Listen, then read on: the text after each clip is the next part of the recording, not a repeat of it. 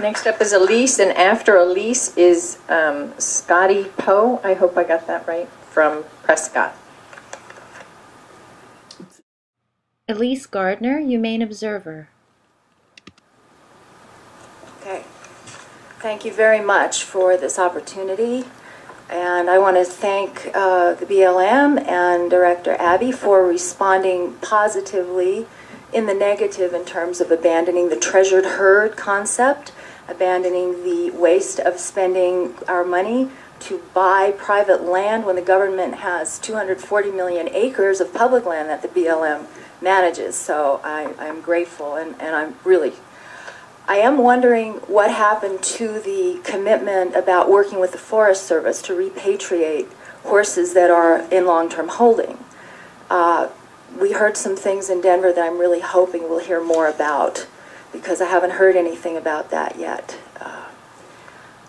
I wonder if you all could just hopefully hear yourselves when you're talking about removals.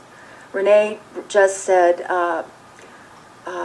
make sure that we remove blank so that there's sufficient forage on the range. Now, you can put any animal in there. We keep saying horses. Horses, there's a certain amount of forage on the range. It needs to be more fairly allocated for the wild horses in their herd management areas. We're not saying, thank you, we're not saying don't manage horses. What we're saying is there needs to be more priority given to them in their own puny 26 million acres that they have left.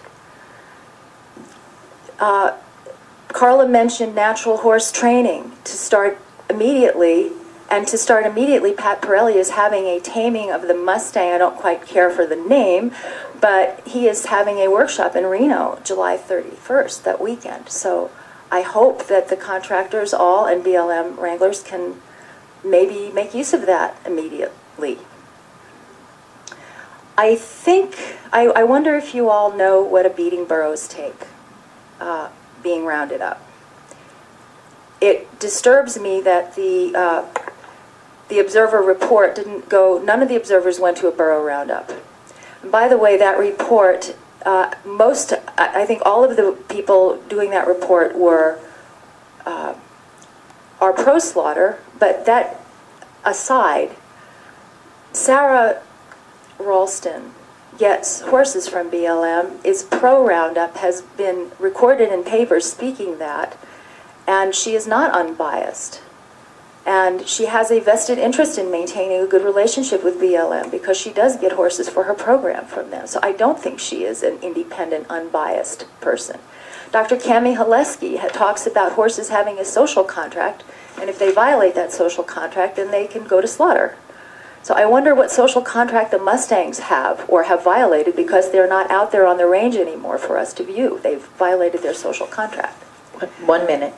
Finally, I want to focus on the family band. The family band has to be honored.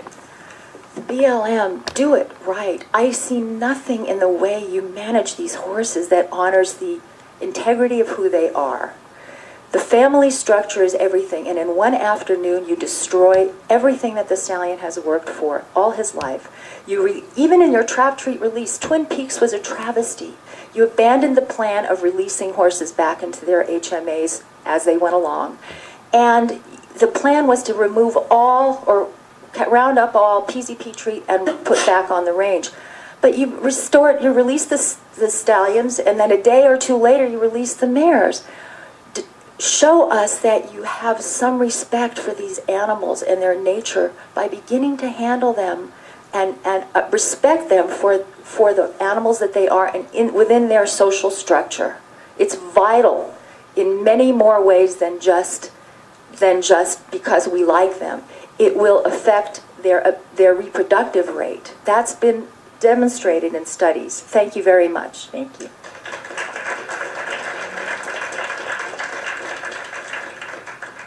Next up is Scotty Poe.